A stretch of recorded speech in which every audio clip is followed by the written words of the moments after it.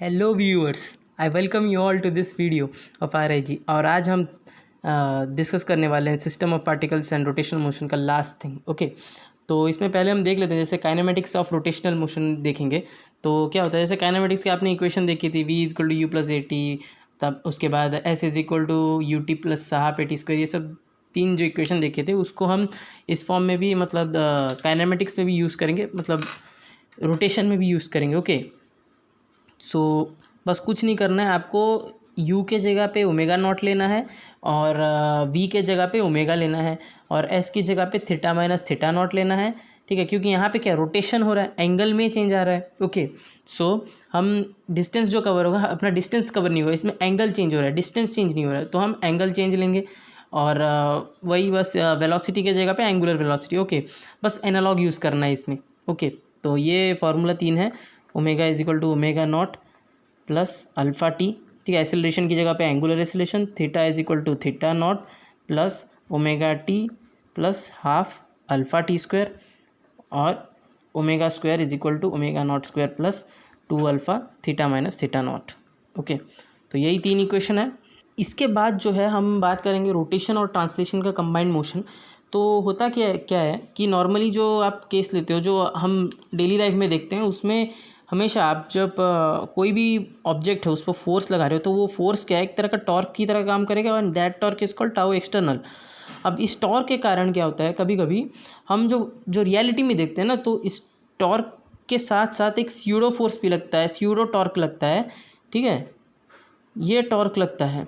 ठीक है, तो ये कंबाइंड टॉर्क, दो टॉर्क एक साथ लगते हैं एक किसी भी ऑब्जेक्ट में। ओके, और ये कब होगा, जब हमारा एक्सिस ऑफ रोटेशन जो है नॉन इनर्शियल होगा। ठीक है, मतलब जो एक्सिस ऑफ रोटेशन है वो खुद एक एक्सेलरेशन में होगा, तब ये स्यूडो फोर्स लगेगा। लेकिन हम क्या कंसीडर करते हैं, एक चीज़ हम कंसीडर करते हैं यहाँ पे, ये जो टाउ एक्सटर्नल होता है, ये जो टाउ स्यूडो है, जो हमारा स्यूडो टॉर्क है, उसको हम ज़ीरो मान के चलते हैं। तब हम एक फार्मूला यूज़ करते हैं जो कि बहुत इंपॉर्टेंट होता है आपके तमाम क्वेश्चंस को सॉल्व करने के लिए। जो भी क्वेश्चंस अभी मैं क्वेश्चन डिस्कस करूँगा, वो क्वेश्चंस तो क्या है, आपको यहाँ पे alpha C M is equal to, जब हमारा क्या स्यूडो टॉर्क ज़ीरो हो जाएगा, is equal to tau C M centre of mass के अक्रॉस जो अपना लग रहा है क्या, torque by I C M. मतलब क्या है, I alpha is equal to tau, यही चीज़ है। ठीक है, जो हम लिखते थे M A is equal to F, बस उसकी जगह पे I alpha is equal to tau, और ये सेंटर ऑफ मास। ओके, और एक चीज़ जो यूज़ करेंगे हम यहाँ पे, वो है A C M is equal to, ये तो रोटेशनल के लिए हो गया, ट्रांसलेशन के लिए A C M is equal to F external by M. ठीक है, ये दो इक्वेशन हम यूज़ करेंगे, ये एक, ये एक। इन दो इक्वेशन के यूज़ करके हम बहुत सारे क्वेश्चन सॉल्व कर लेंगे। तो let us discuss those questions. तो जो पहला क्वेश्चन है वो थोड़ा सिंपल लेंगे। तो देखो यहाँ पे क्या है, एक पुली है, यहाँ पे ये पुली दो ब्लॉक से अटैच्ड है, एक का मास m1 है, दूसरे का मास m2 है। ठीक है, अब क्योंकि अब क्या है कि ये मास m है, तो अब क्या है, जो पुली का मास कुछ है। ठीक है, तो पुली सर्कुलर डिस्क है, अपने को क्या है, या तो इसका मास दे देंगे या फिर हम इसका मोमेंट ऑफ इनर्शिया मान के चलते हैं, आई है मोमेंट ऑफ इनर्शिया इसका। ओके, तो इसके कारण क्या है, पुली का मास है। तो आपको याद होगा लॉज ऑफ मोशन में मैं क्या करता था, जब भी ऐसा कोई इतना सिंपल होता तो एक ही पुली से रिलेटेड है, दो ब्लॉक के साथ जॉइंट है, तो हम क्या करते थे, टी टेंशन लेते, टी टेंशन ले जाते। पर इस केस में ऐसा नहीं करना है, क्योंकि पुली का मास है। ठीक है, तो इसके कारण इस टेंशन में चेंज आएगा, इधर चेंज आएगा, इधर चेंज आएगा। सो यहाँ पे T1 लेंगे, यहाँ पे T2, ये टेंशन दोनों अलग अलग हैं। ओके, तो आप सॉल्व खुद करोगे पूरा, बस मैं आपको बताता हूँ मतलब इक्वेशंस कैसे बनाने हैं। तो देखो, इन दोनों के लिए इक्वेशन जैसे हम लिखते थे वैसा ही लिखना है। हम मान के चलेंगे ये ऊपर चल रहा है, तो T1 minus M1G is equal to M1A और M2G minus T2 is equal to M2A। Okay, ये दो इक्वेशन है, ये आप सब बनाना जानते हो, बट जो ऐड करना है वो ये है। देखो यहाँ पे दो चीज़ ऐड करोगे, मतलब क्या है, देखो एक ऊपर एक क्या है, इसको इस तरह लग रहा है, दूसरा इस तरह लग रहा है, मतलब इन दोनों के टेंशन के कारण टॉर्क हो रहा है, इन टॉर्क के डिफरेंस के कारण ये पुली मूव करेगा। ओके, तो डिफरेंस कैसे निकलेगा, क्योंकि ये चीज़ नीचे जा रहा है, तो ये हमेशा ज़्यादा होगा, तो T2R, R क्या है, इसका रेडियस है, ओके, ये small r minus T1R equal to, ये क्या करोगे इससे, मैंने क्या कहा था, टॉर्क एक फोर्स की तरह है, ठीक है, फोर्स का एनालॉग रोटेशन में टॉर्क होता है, तो फोर्स जब हम लिख रहे हैं यहाँ पे क्या लिख रहे हैं ma, तो यहाँ पे क्या लिखोगे, इस चीज़ का एनालॉग मैंने क्या बताया था, I अल्फ़ा, ओके, और अल्फ़ा का वैल्यू क्या है, alpha is equal to A/R, अगर स्यूडो फोर्स नहीं है, और मैंने कहा आपके जितना भी केस एग्जाम में इसमें आएगा उसमें स्यूडो फोर्स रोटेशनल में कभी ऐड नहीं करेगा वो, ठीक है, तो A/R ऐड करेंगे। अब देखो ये R कॉमन ले जाएंगे तो T2 माइनस T1 R², ठीक है, तो ये एक इक्वेशन हो गया, ये एक इक्वेशन हो गया आपका, और ये एक इक्वेशन, इन 3 इक्वेशन को यूज़ करके आप सब निकाल सकते हो, जो पूछा है वो निकाल सकते हो, ओके। इसके बाद एक और क्वेश्चन देख लेते हैं, ओके। नेक्स्ट क्वेश्चन में क्या है, देखो ये क्या किया हमने, यहाँ पे एक सिलेंडर है, उसको बांध दिया था, अपने वायर से बांध दिया है, ओके, इस तरह से।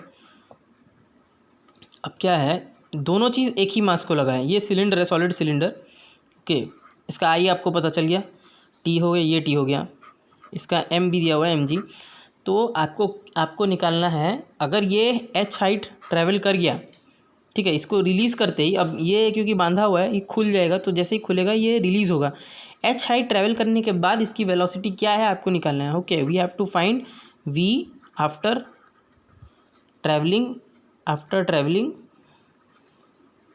h हाइट, ठीक है, h ट्रैवल करने के बाद इसकी क्या वेलोसिटी होगी वो हमको फाइंड करना है, ओके। तो कैसे निकालोगे, दो ही इक्वेशन है, उसी से आपको सब निकाल लेना है, ठीक है। तो पहला इक्वेशन क्या है, 2t is equal to mg, sorry 2t minus M, आप क्या करोगे यहाँ पे mg, क्योंकि mg नीचे जा रहा है तो mg से हम 2t माइनस करेंगे, is equal to ma, okay. दूसरा इक्वेशन क्या लिख सकते हो, ये तो हो गया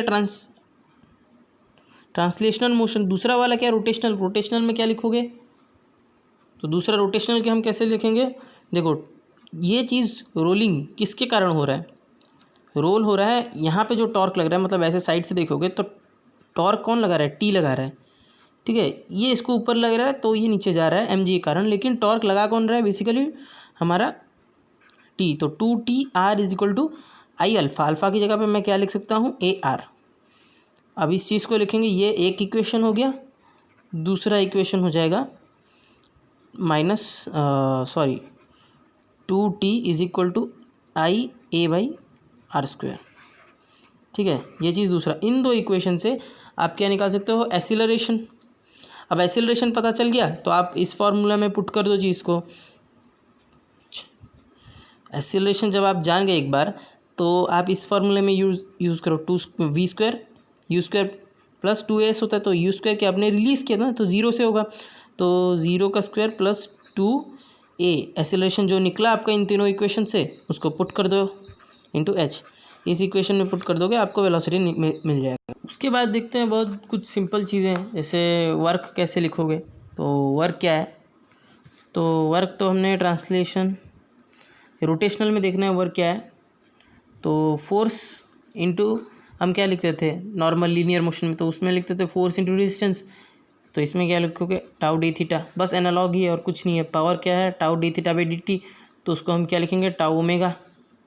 उसके बाद काइनेटिक एनर्जी क्या होती है यहाँ पे हाफ आई ओमेगा स्क्वायर। कुछ नहीं करना है, बस जो आप जानते हो लीनियरली उसमें एनालॉग कर देना है रोटेशनल का, और कुछ नहीं है, ओके। अब नेक्स्ट चीज़ है एंगुलर मोमेंटम। एंगुलर मोमेंटम क्या है, क्या लिख सकते हो mvr और दूसरा m ओमेगा स्क्वायर r। अब देखो हम यूज़ करते हैं कंजर्वेशन ऑफ एंगुलर मोमेंटम, जैसे कंजर्वेशन ऑफ मोमेंटम था, इसमें क्या हो conservation of angular momentum, okay. तो इसको समझने के लिए हम 2-4 क्वेश्चंस कर लेते हैं, बहुत ईजी हो जाएगा समझना। तो भाई लोग पहला क्वेश्चन है, मान लेते हैं कि एक डिस्क है, ओके, ये इसका एक्सिस ऑफ रोटेशन है परपेंडिकुलर टू द एक्सिस है, axis of rotation perpendicular to the plane passing through the centre of the disc, okay. तो डिस्क है वो ओमेगा से घूम रहा है, ठीक है, ओमेगा से घूम रहा है। देन क्या होता है सडनली उसके दोनों पॉइंट में डायमेट्रिकली अपोजिट पॉइंट्स में दो मास चिपक जाते हैं, ठीक है, मास है m, इसका मास है m। ओके, तो अब क्या है, ये जो है अब इसमें क्या होगी, एंगुलर मोमेंट, इसका जो है एंगुलर वेलोसिटी वो चेंज हो जाएगी ओमेगा डैश में। तो हमको पूछा है ये ओमेगा डैश कितना होगा। आपको कुछ नहीं करना है, आपको क्या करना है, इनिशियल आपको लिखना है क्या यहाँ पे, ये एल आई निकालो। यहाँ पे एल आई क्या है आपका, आई ओमेगा। यहाँ पे क्या होगा, एल फाइनल। अब देखो एल फाइनल कैसे लिखोगे, मैंने कहा था moment of inertia into omega dash करना है। तो moment of inertia, total moment of inertia इसका कितना है, जो है आई है। अब आप तो जानते हो डिस्क का क्या होगा, मैंने बताया था, प्लस इसका एम, ये रेडियस मान लेते हैं, ये आर है। ओके, तो एम आर स्क्वायर होगा, प्लस एम आर स्क्वायर, तो 2mr² हो जाएगा इंटू ओमेगा डैश। अब इन दोनों को इक्वेट कर दो, क्योंकि हमने क्या लगाया यहाँ पे, conservation of angular momentum. Okay, conservation of angular momentum. तो I omega is equal to I plus 2mr² omega dash. Okay, तो omega dash is equal to I omega by I plus 2mr²। बस यही चीज़ अपने को देखना है। Next example है, देखो जैसे मान लेते हैं कि एक डिस्क है, ठीक है, डिस्क जैसे लग नहीं रहा है, लेकिन मान लो एक डिस्क है, सेंटर से पास कर रहा है अपना axis perpendicular to the plane. Okay, omega से मूव कर रहा है ये डिस्क। यहाँ पे एक आदमी है, ओके, जिसका मास m है, रेडियस r है। पहले तो बेचारा खड़ा था, अब क्या हुआ, वो चलने लग गया। ओके, वो इंसान चलने लग गया। तो कैसे चल रहा है, v वेलोसिटी से चल रहा है सरकमफेरेंस के, ठीक है, मतलब उसका डिस्टेंस हमेशा r रहेगा। ओके, तो चल रहा है वो, यहाँ पे ये भी मूव कर रहा है, ये भी चल रहा है। ओके, तो इनिशियल वाला तो आप लिख दोगे सब, कैसे लिखोगे, L I is equal to I omega plus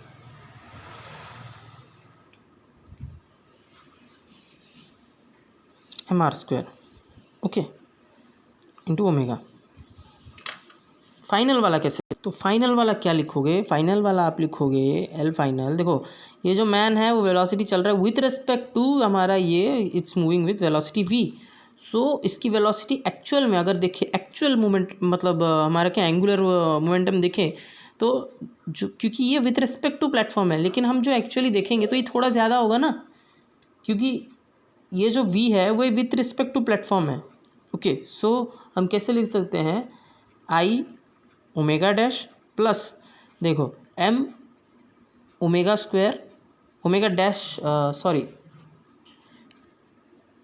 mr², ठीक है, ओमेगा डैश चेंज्ड वाला angular momentum plus mvr। Okay, तो ये इसकी फाइनल वाली होगी। दोनों को इक्वेट कर तो ओमेगा डैश आ जाएगा। तो ओमेगा डैश कितना आएगा, देखो इसको यहाँ लेंगे तो हमारा क्या, omega dash is equal to क्या करते हैं हम, पहले तो mvr को इधर ले जाएंगे, उसके बाद तो टोटल करने के बाद अपना आ जाएगा कुछ इस तरह से, mvr by I plus mr²। Okay, तो ये आपकी आ जाएगी ऐसे। एक क्वेश्चन और देख लेते हैं, जैसे कि मान लेते हैं कि ये एक मतलब हमारा यहाँ पे एक रॉड है जिसकी लेंथ कितनी है, इसकी लेंथ l है, ठीक है, ये यहाँ पे हिंज्ड है। ओके, तो अब हमने क्या किया, एक मास m विथ वेलोसिटी u आता है और यहाँ पे लग जाता है, स्ट्राइक होकर रह जाता है। ओके, और इसकी डिस्टेंस कम लगभग a है, ठीक है।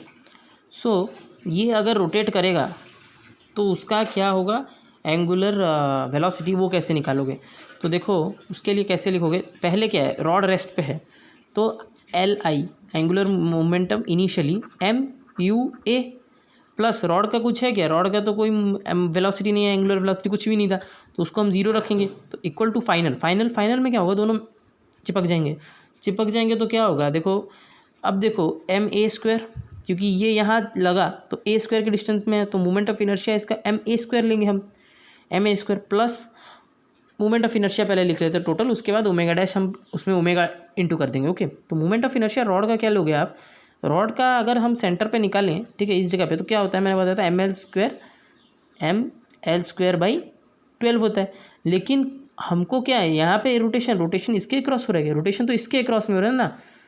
तो एट दिस पॉइंट जहाँ पे रोटेशनल एक्सिस है हमारा यहाँ पे, तो उसका क्या होता है ml²/3। तो जिस पॉइंट के जिस एक्सिस के क्रॉस पे रोटेशन हो रहा है, आपको उस एक्सिस के क्रॉस पे moment of inertia, total moment of inertia निकालना है। ओके, सेंटर के क्रॉस नहीं निकालना है। तो इस तरह से मोमेंट ऑफ इनर्शिया का यूज़ अलग अलग तरीके का मैंने बता दिया इसमें ओमेगा। तो अब यहाँ से आप ओमेगा आराम से निकाल सकते हो। ओके, अब चलते हैं रोलिंग मोशन की ओर। ठीक है, तो रोलिंग मोशन क्या है?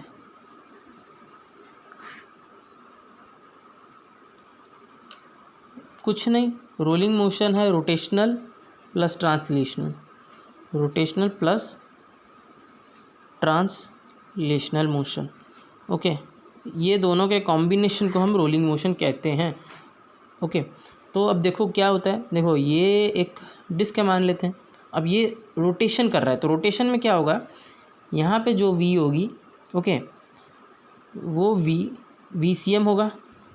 ठीक है, ये तो VCM होगा ही, यहाँ पे जो होगा, सॉरी यहाँ पे जो है वो VCM होगा ही, लेकिन सॉरी v जो है सेंटर ऑफ मास का सेंटर पे जब रोटेशन हो रहा है, तब सेंटर पे रोटेशन जो है वो ज़ीरो होगा। रोटेशन के केस में मैं बोल रहा हूँ, बार बार कह रहा हूँ। और इस डायरेक्शन में होगा VCM। ठीक है, तो मतलब ये वेलोसिटी इक्वल रहेगी जो कि VCM के बराबर होगी। ठीक है, लेकिन सेंटर का कोई वेलोसिटी, सेंटर में जो ऑब्जेक्ट है कोई वेलोसिटी नहीं होगा, वो रुका हुआ रहेगा। ठीक है, आप जब सेंटर की वेलोसिटी निकालोगे वो ज़ीरो रहेगी। दूसरा चीज़, ये तो हो गया रोटेशनल, रोटेशन की कंडीशन ये है। उसके बाद आता है ट्रांसलेशनल। ट्रांसलेशनल में क्या है, सब मूव करेगा। ठीक है, जो VCM के साथ मूव कर रहा होगा, VCM सेंटर ऑफ मास पे जिस वेलोसिटी से पार्टिकल मूव करेगी, ऊपर वाली पार्टिकल भी उसी वेलोसिटी से मूव कर रही होगी, नीचे वाली पार्टिकल भी उसी वेलोसिटी से मूव कर रही होगी। ओके, अब इन दोनों का कॉम्बिनेशन सम, ठीक है, वो है हमारा क्या, रोटेशनल। तो ध्यान से देखो, इन दोनों का सम मैं कह रहा हूँ, इसका मतलब ऊपर वाले पार्टिकल की वेलोसिटी क्या होगी, सम 2 VCM हो जाएगी, VCM प्लस VCM 2 VCM। कैसे ये निकालते हैं वो भी बता दूंगा, लेकिन नॉर्मली देखोगे, अगर लेमैन की लैंग्वेज में देखो तो इस तरह से 2 VCM लिख सकता हूँ मैं। 0 प्लस VCM क्या होगा, VCM होगा। अब देखो इधर पे क्या है, एक इस तरफ है एक इस तरफ है, VCM माइनस VCM हो जाएगा ना। VCM अगर ये लेंगे VCM प्लस माइनस VCM, तो ये वेलोसिटी, नीचे जो वेलोसिटी होगी, हमेशा याद रखो प्योर रोलिंग मोशन में नीचे की वेलोसिटी हमेशा अपनी पार्टिकल की ज़ीरो आती है। अब ये तो हो गया, इस दोनों का कॉम्बिनेशन कैसे निकालते हो वो देख के आप कर लोगे, लेकिन एक कॉमन फार्मूला होती है पॉइंट, मतलब इसके किसी भी पॉइंट में अगर वेलोसिटी पूछी हो कैसे निकालोगे, तो वो VCM प्लस ओमेगा आर नहीं, ओमेगा वाई लेते हैं। Okay, plus minus omega y, VP is equal to VCM plus minus omega y. Okay, मतलब वाई क्या है, ऊपर नीचे की डिस्टेंस। ओके, अगर ऊपर है तो प्लस, नीचे है तो माइनस। तो उसके बाद हम प्योर रोलिंग मोशन की काइनेटिक एनर्जी कैसे लिखेंगे, तो देखो काइनेटिक एनर्जी के लिए इसका मतलब हाफ mv² प्लस दोनों लिखेंगे। रोलिंग मोशन में क्या है, ट्रांसलेशनल और रोटेशनल। तो रोटेशनल के लिए ट्रांसलेशन हो गया, रोटेशनल के लिए हाफ I⍵²।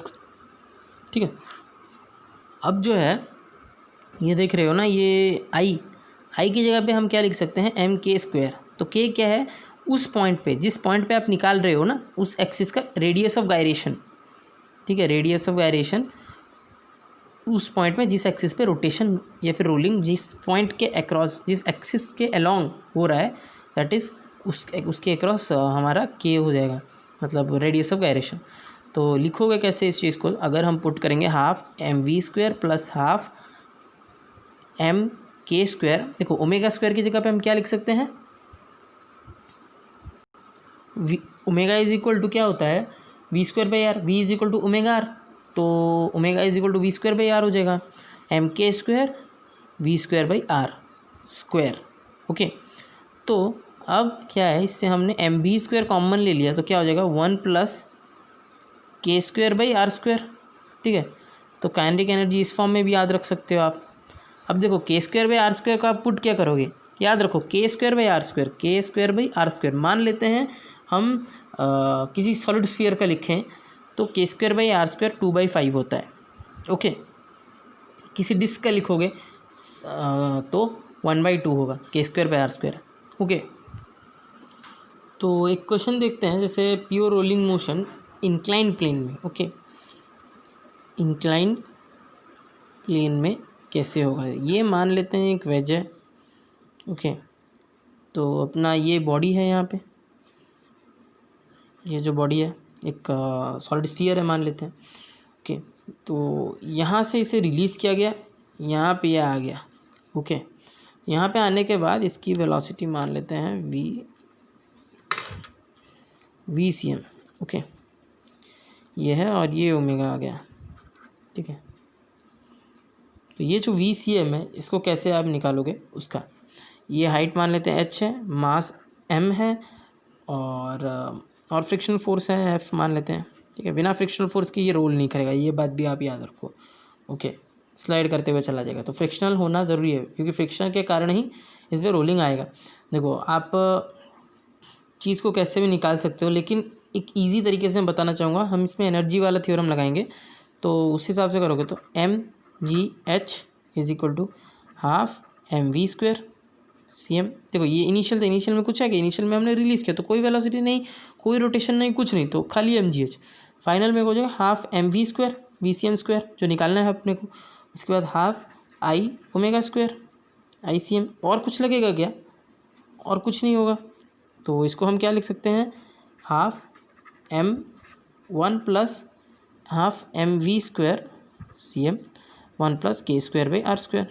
ठीक है, mgh, तो इससे गया, तो 2gh/1 प्लस k²/r² का रूट हो जाएगा अपना वेलोसिटी, फाइनल वेलोसिटी। ओके, तो इससे वेलोसिटी मिल जाएगा।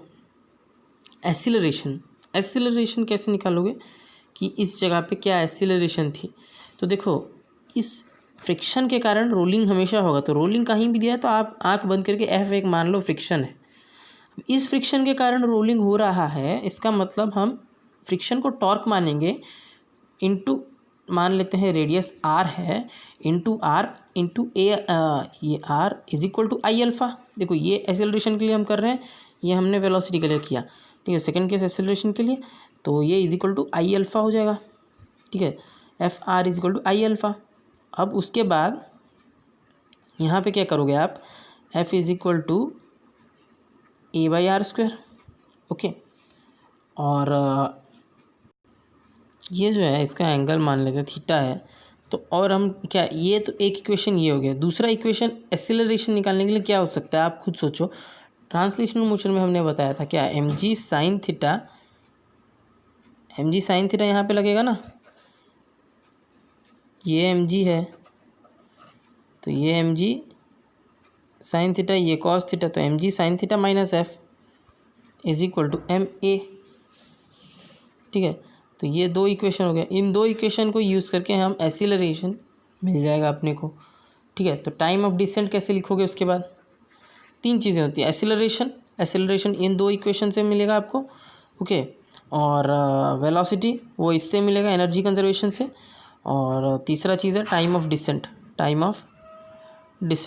ओके, तो ये किससे आपको मिलेगा, ये देखो हाफ a/t², एसिलेशन निकाल दिया, half a/t² is equal to h/sin theta.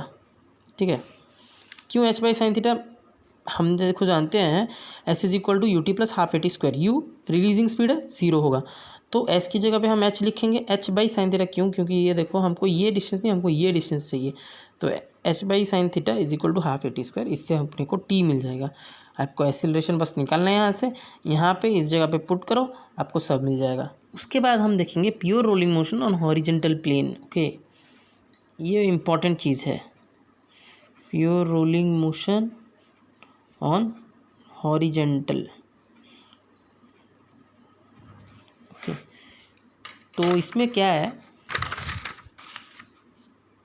तो इसका एक फिगर बना लेते हैं। ओके, तो ये कुछ इस तरह से एक बॉडी अपना सॉलिड स्फीयर मान लेते हैं, ये सेंटर है, सेंटर ऑफ मास, इसको C मानते हैं, इसको O मानते हैं। ओके, तो ये एसिलरेशन A से जा रहा है, ये जो रेडियस है हम मानेंगे इसका रेडियस मान लेते हैं R है, एंड हम जिस हाइट पे फोर्स लगा रहे हैं ना, ये फोर्स जिस हाइट में, ये फोर्स एफ है, जिस हाइट में फोर्स लगा रहे हैं उसको एच मान लेते हैं। ओके, और चूंकि हमारा रोलिंग होना है तो फ्रिक्शन लगेगा। अब देखो फ्रिक्शन आगे लगेगा पीछे लगेगा वो कैसे निकालोगे। ओके, पहले मान लेते हैं कि फ्रिक्शन आगे ही लग रहा है। ओके, तो उस हिसाब से एक इक्वेशन कैसे लिखोगे, देखो एफ प्लस एफ, ये f plus f is equal to m a. ये पहला इक्वेशन मान लेते हैं कि आगे लग रहा है, उस हिसाब से मैंने पहला इक्वेशन ये लगाया। अब मैं बताऊँ, आप फ्रिक्शन आगे भी लग सकता है पीछे भी लग सकता है, depending on what cases. Okay, case कैसा है वैसे उसके हिसाब से। एक ट्रांसलेशन वाला ये है, दूसरा इक्वेशन आपका ये है एफ एच। ओके, टॉर्क लग रहा है माइनस हमारा दूसरा torque f r is equal to I alpha. Alpha की जगह पे क्या लिख सकते हैं, a by r, pseudo force नहीं है तो। या फिर इसको हम एक और तरीके से लिख सकते हैं, f minus f is equal to I A by are square. अब देखो ये इक्वेशन 1 हो गया, ये इक्वेशन 2 हो गया, दोनों इक्वेशन को ऐड कर दो आपको एफ मिल जाएगा आराम से। ठीक है, तो ये दो इक्वेशन को हम यूज़ करके हम कुछ भी निकाल सकते हैं जो पूछा है। सॉरी, ये जो केस है ये इक्वेशन 1 है, ये इक्वेशन 2 है। ये जो इक्वेशन 3 मैं बता रहा हूँ वो स्पेशल केस के लिए है, when h is equal to R. Okay, जब height h is equal to R हो जाएगा तब f minus R, F minus small F is equal to I A by are square लिख सकते हैं हम। ओके, ऐसे कंडीशन में जब h हमारा आर है, हम सीधा इसके सर्कमफेरेंस में फोर्स लगा रहे हैं तब, और वो तब प्योर रोलिंग मोशन ही होगा। ओके, सो अब देखना है फ्रिक्शन हमारा कहाँ लग रहा है। फ्रिक्शन जो है अपना, जो फ्रिक्शन हम निकालेंगे, वो जो फ्रिक्शन है, ये फ्रिक्शन जो है अपना, फ्रिक्शनल फोर्स आगे लग रहा है ये पीछे लग रहा है, वो कैसे निकालोगे।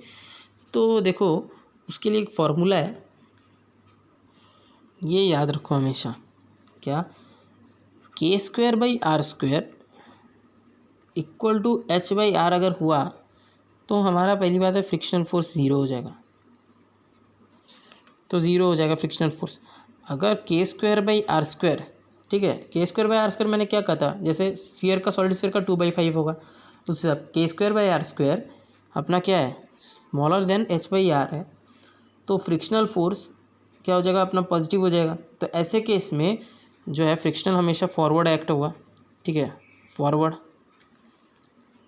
उसके बाद के स्क्वायर बाई आर स्क्वायर अगर एच बाई आर से ग्रेटर है, बड़ा है, वैसे केस में एफ नेगेटिव हो जाएगा, तो हमारा क्या होगा, फ्रिक्शनल फोर्स बैकवर्ड एक्ट करेगा। ठीक है, और उस हिसाब से आपको इक्वेशन ये लिखना है, इस इक्वेशन को उस हिसाब से लिखना है। यहाँ पे प्लस की जगह माइनस हो जाएगा अगर पीछे लग रहा होगा, तो आपका इक्वेशन उस हिसाब से बनेगा। ठीक है, तो आपको ये याद रखना है, k square by are square smaller than h by r, forward friction लगेगा। K square by are square greater than h by r, backward friction लगेगा। ओके, तो इतना ही है रोटेशनल मोशन में, और कुछ नहीं है। और मैं बता रहा हूँ इसके बाद पूरी फिजिक्स ख़त्म है, बार बार कह रहा हूँ, यहीं तक आपको फिजिक्स में पढ़ना है। मतलब इतना तक आपको फिजिक्स में आना है, जितना क्वेश्चन हो सके इतने ही तक बनाओ। ठीक है, उसके बाद सिर्फ फार्मूला चार्ट एक बना लो और आराम से पढ़ो। मैं बताऊँगा किस तरह से इसके बाद की फिजिक्स पढ़ना है। ठीक है, अब चैप्टर वाइज उस हिसाब से डिस्कस नहीं करेंगे, लेकिन कुछ सिलेक्टेड टॉपिक्स में बस बताऊँगा। तो अब तक जो मैंने बताया उसी से रिलेटेड क्वेश्चन करो, उतना ही क्वेश्चन आएगा। ठीक है, आप कोई भी प्रीवियस ईयर क्वेश्चन पेपर उठा के देख लो, इसके बाहर जो मैंने बताया उस फार्मूला के बाहर कोई भी क्वेश्चन अगर आया है तो आप कमेंट सेक्शन में बताओ, मैं उसके लिए भी वीडियो बना दूंगा। ओके, सो इतना ही आपको फिजिक्स में बस इतने ही तक जानना है। सिस्टम ऑफ रोटेशनल मोशन जो भी है, यहाँ तक आपका जितना चैप्टर 5-6 चैप्टर है ना, इसी में मैंने फिजिक्स जो बताया वही फाइनल है। ठीक है, उसके बाद जो आता है इन सब फिजिक्स का एप्लीकेशन होता है। तो अपने आप को जितना फिजिक्स में स्ट्रॉन्ग करना चाहते हो यहाँ तक अच्छे से पढ़ो, एंड उसके बाद सिर्फ फार्मूला रख लो, मतलब रट लो, बना लो, रट लो, और सेट्स जो मैंने कहा था उसको प्रैक्टिस करो। देखना आप फिजिक्स के कोई भी पेपर उठाओगे 100 के नीचे आपका स्कोर नहीं जाएगा। So thank you for watching this video. अगले वीडियो में मिलते हैं,